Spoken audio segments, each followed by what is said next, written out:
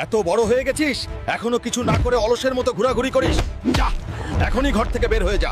নিজের পায়ে দাঁড়াতে না পারলে আর ফিরে আসবি না। বাবা, ঘর ছেড়ে চলে যাস না।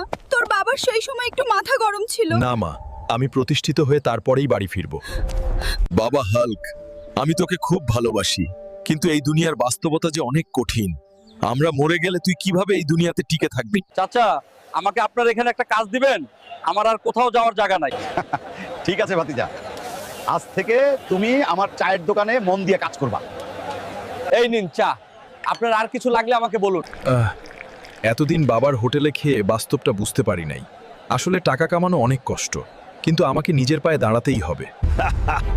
আব্বা, আম্মা, আমি আসছি তোমাদের কাছে। তোমাদের ছেলে আজকে অনেক বড় লোক।